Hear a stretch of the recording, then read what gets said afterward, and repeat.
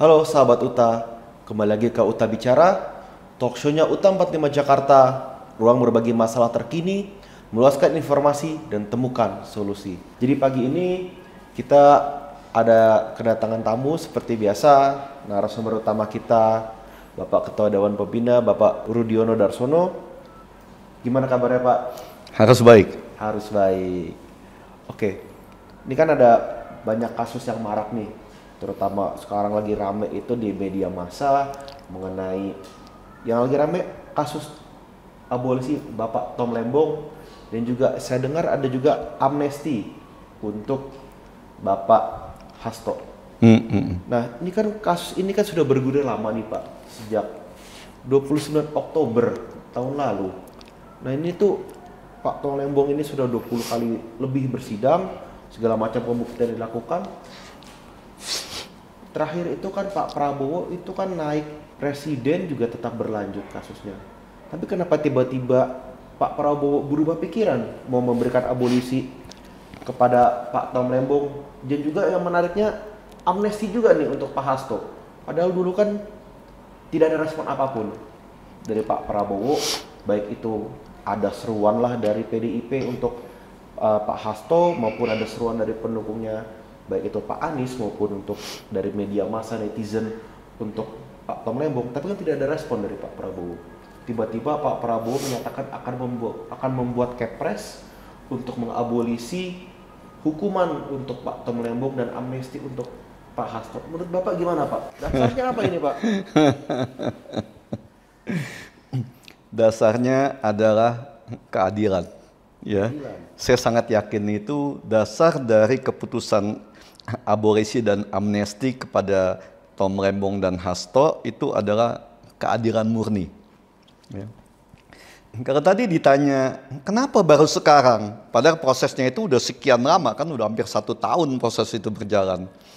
Saya gampang ya, untuk dicerna kita sebagai orang bidang hukum ya, dan kita juga melihat proses perjalanan persidangan, pemeriksaan sampai persidangan semua itulah. Memang ini adalah proses yang konyol ya, dan dari beberapa wawancara kemarin juga kan pada saat ditanyakan kepada saya sudah sampaikan, saya tidak ingin komentar karena masih dalam proses persidangan. Tapi saya sampaikan di situ, melihat prosesnya itu saya ketawa.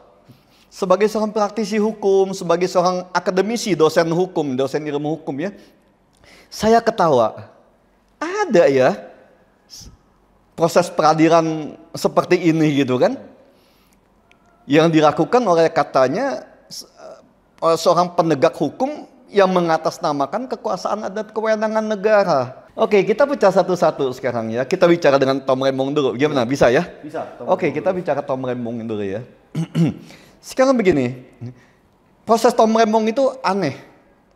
Prosesnya itu sangat jelas, ya. Apalagi di dalam kesimpulan hakim. Yang paling lucu itu, pidana itu harus ada, yang pertama harus ada mens rea.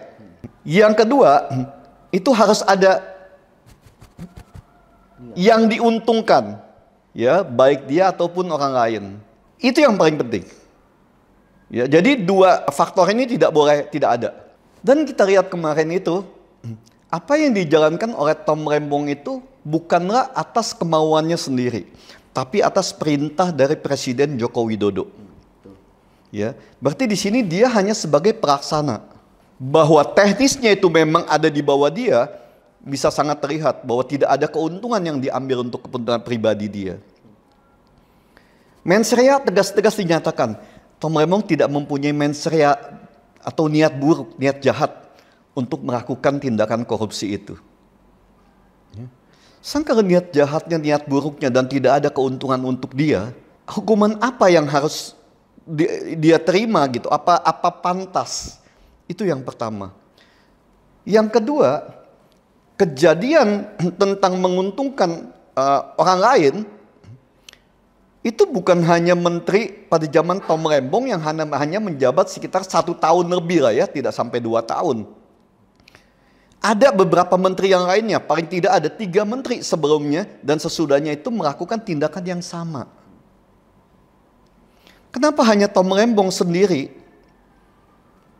yang dilakukan proses hukum?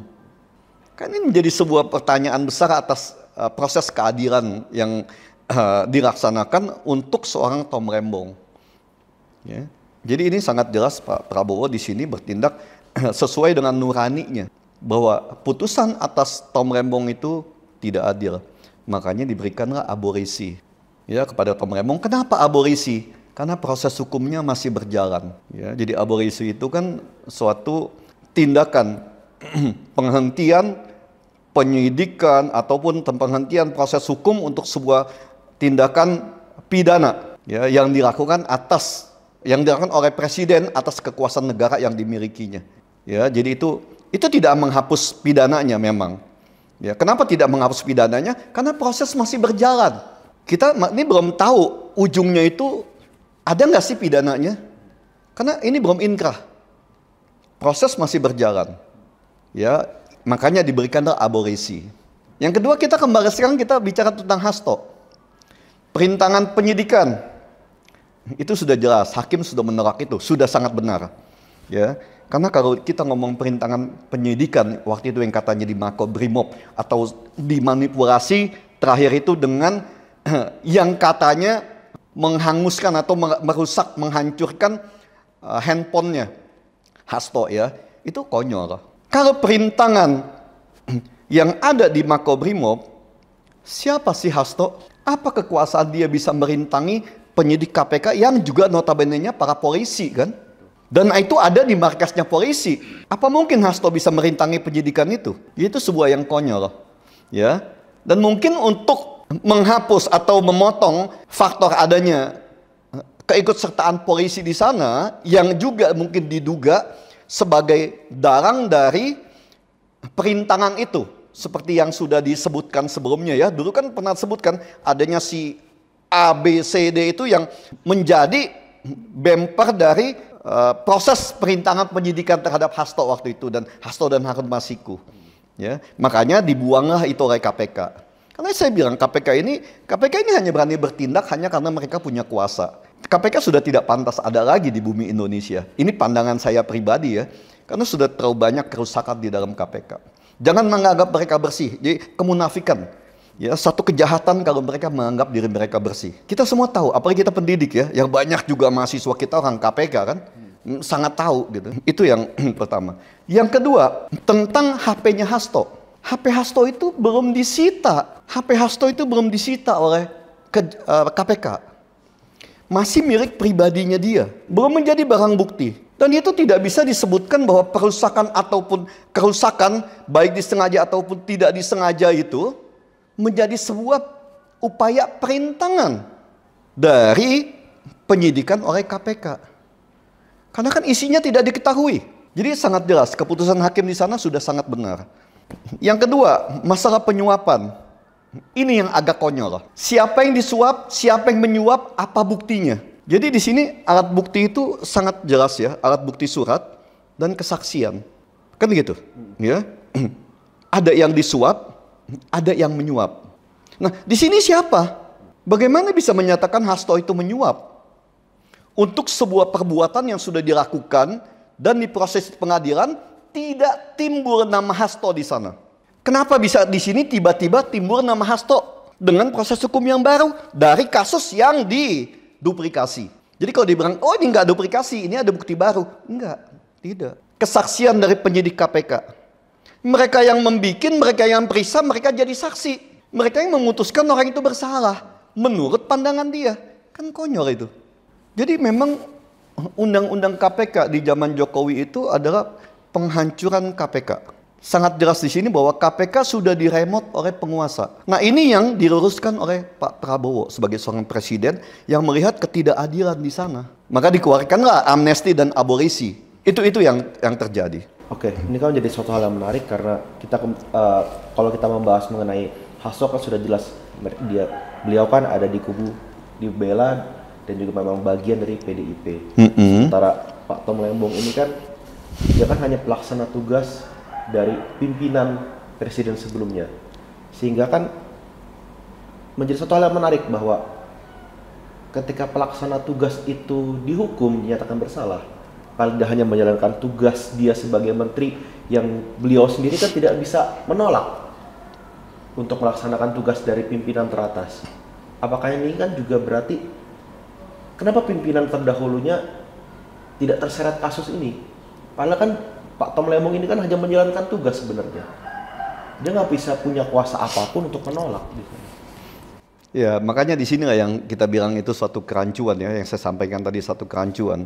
Karena apabila hukum ini dijalankan atau proses hukum ini dijalankan dengan benar, maka pemberi perintah pun harus diperiksa.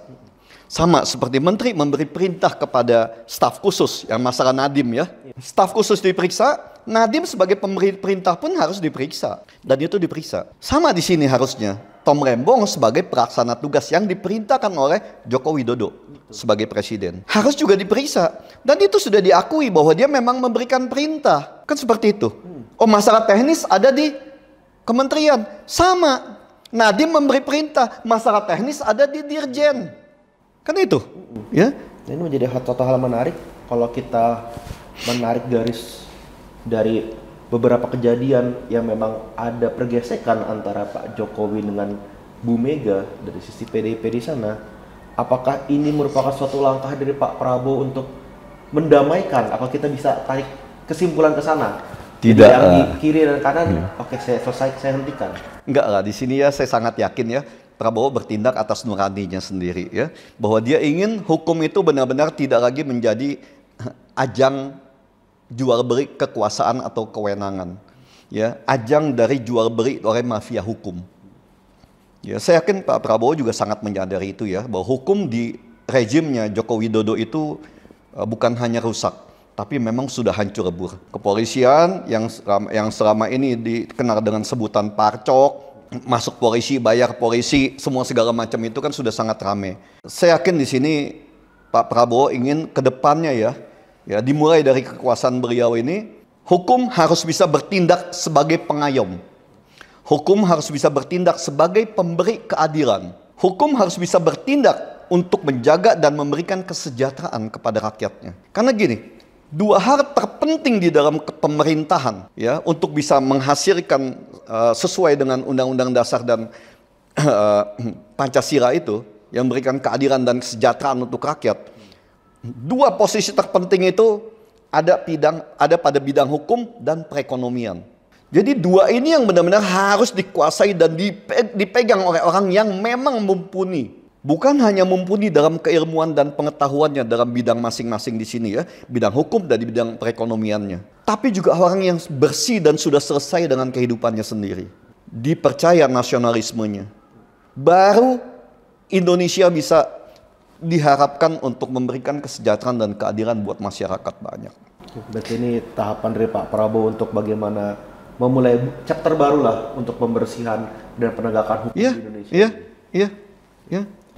Cuman ada info yang masuk bahwa dari pihak, ya kita bisa ngomong dari pendukung Pak Anies Baswedan lah, kan juga sebagai pendukung dari Pak Tom Lembong di sana. Iya. Ada menyampaikan pesan ke Pak Tom Lembong bahwa untuk menolak abolisi tersebut. Nah, menurut Bapak tuh seperti? Oke, isunya memang ke sana ya. Tapi kalau saya sebagai seorang praktisi hukum, sebagai akademisi dan pengamat bidang hukum dan politik hari ini ya, yang kita amati semua.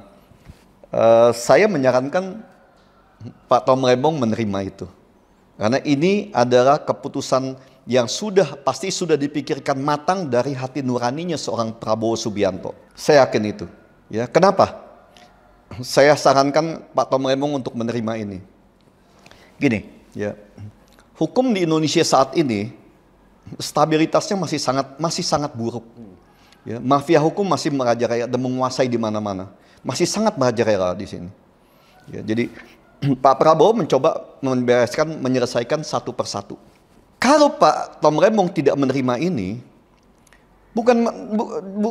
tidak tertutup kemungkinan Pak Tom Lembong justru akan menjadi korban dari mafia hukum di peradilan. Karena kita tahu ya, mungkin setelah ini kita tahu pusat kejahatan hukum itu ada di Mahkamah Agung.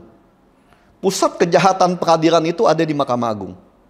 Baik di tingkat kasasi maupun di tingkat PK. Kejahatan ini ada di sini. Ini pusat atau ujung atau gardanya dari sebuah kejahatan hukum yang ada di Indonesia. Di sini sumbernya semua di sini. Ya. Jadi yang bilang ikan itu busuk dari kepalanya. Di sini busuk. Perdagangan hukum di Mahkamah Agung itu sangat jahat. Dan kita semua tahu itu. Bukan hanya karena dari kasusnya Jaraf Richard, tidak. Banyak sekali hasil kejahatannya yang katanya wakil Tuhan ini, ya kalau di mata saya kan wakil setan. Kenapa? Karena uang hasil kejahatan dari jual beli hak asasi manusia, jual beli hukum, ini dipakai buat main perempuan ini kan. Coba lihat semuanya. Hasilnya ini pasti melibatkan perempuan-perempuan yang dipakai mereka. Disitulah saya sarankan Pak Tom Lembong harus menerima ini. Menerima pertimbangan hukum dan keputusan yang diambil oleh Bapak Prabowo Subianto sebagai mandataris rakyat Indonesia. Untuk motifnya sendiri, kenapa dari pendukung Pak Anies Baswedan menyarankan justru Pak Tom Lembong untuk menolak? Padahal kan mereka yang berseru paling kencang bahwa Pak Tom Lembong nggak bersalah misalnya. Gini ya. Jadi saya mengerti pertimbangannya. Karena abolisi itu tidak menghapus pidana. Ya, jadi mereka menganggap bahwa dengan abolisi itu berarti Pak Tom Lembong bersalah dong. Karena kan tidak menghapus pidananya. Cuma kasusnya dihentikan. Itu sebuah pendapat yang sangat salah ya, pandangan saya ya. Dan itu kita bisa lihat dari semua literatur tentang keilmuan itu kan. Kenapa saya bilang itu pandangan yang salah? Sebagai ahli hukum atau sebagai orang hukum, kita sangat mengetahui. Abolisi itu diberikan pada tingkat proses penyidikan atau peradilan yang belum selesai. Ingat, belum selesai proses pidananya. Dengan belum selesainya ini, kita tidak pernah tahu apakah pidananya ini memang ada atau tidak ada. Kenapa? Karena putusannya belum inkrah. Jadi jangan kita khawatirkan atau kita takutkan dengan nanti ada stigma bahwa Tom Lembong bersalah. Tidak. Karena prosesnya belum selesai dan Pak Prabowo sebagai presiden menghentikan itu. Ya kita menganggap atau Pak Prabowo menganggap ini mubazir. Hanya buang waktu. Buang-buang waktu dan menghabiskan energinya Pak Tom Lembong di sini. Oke, menjadi hal menarik lagi juga ini kan banyak putusan dari Pak Prabowo yang menganulir baik itu proses hukum yang ada untuk membenahi lah semua sistem kalau ada permasalahan terutama keputusan-keputusan baik itu di tingkat pengadilan maupun kementerian yang ternyata telah bermasalah di rakyat banyak. Seperti pada hal ini juga ada yang terbaru ini kan mengenai pemblokiran rekening oleh PPATK. Nah, ini kan ketika udah rame, banyak yang mengeluh, muncullah statement Pak Prabowo untuk menghentikan proses pemblokiran tersebut. Sampai akhirnya sekarang sekitar 20-30 juta rekening sudah dibuka kembali. Nah, dengan adanya pemblokiran lalu saya bingung gini Pak. Kan dasarnya apa sih untuk pemblokiran tersebut itu Pak? Dasarnya kekuasaan, kesombongan, ya, dan hanya ingin menunjukkan bahwa mereka ini bekerja. Mereka tuh nggak bisa apa-apa, ya. Pemblokiran rekening itu hanya bikin gaduh dan membuat rakyat menjadi tidak percaya kepada perbankan Indonesia.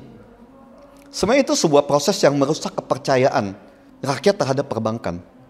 Dan juga mungkin investor juga di sini kan. Karena kan banyak juga investor yang dananya itu ditaruh sebagai dana cadangan di sana.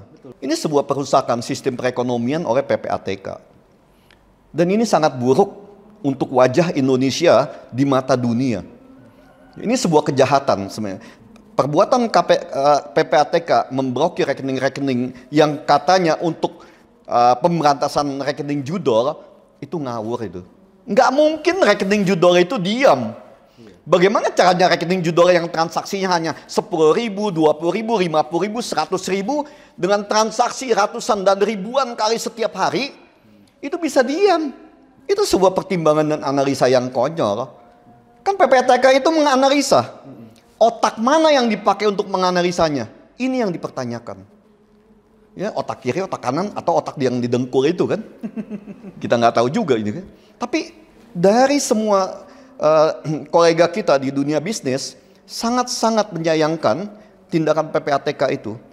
Yang ujungnya kita sekarang banyak keraguan tentang menaruh uang kita di perbankan. Karena kita sebagai pengusaha pasti ada dana cadangan. Pasti gitu. Tidak mungkin satu perusahaan tidak punya dana cadangan. Bagaimana apabila ada satu kejadian yang tidak diinginkan yang mengharuskan kita kuat di bidang cash flow kita. Kan perusahaan mengharuskan kita harus mempunyai kemampuan cash flow yang baik. Dana cadangan untuk cash flow itu tidak mungkin kita pakai sembarangan. Apakah itu dianalisa? Apakah dipikirkan itu oleh PPATK? Ya makanya saya bilang ini ngawur ini. Otak mana yang dipakai? Kita pengusaha, jadi banyak keraguan dari pengusaha sekarang ini untuk menaruh uang cadangan, dana cadangan perusahaannya atau dana cadangan hari tua itu di perbankan hari ini. Jadi seolah-olah hanya mau terlihat bekerja aja ya seperti ini ya? Iya, hanya supaya terlihat oleh Pak Presiden bahwa mereka bekerja. Alasannya mereka bikin sendiri kan? Itulah, karena mereka bekerja atas kewenangan. Bukan atas sebuah analisa, melakukan tindakan yang baik dan benar sesuai dengan tata negaranya.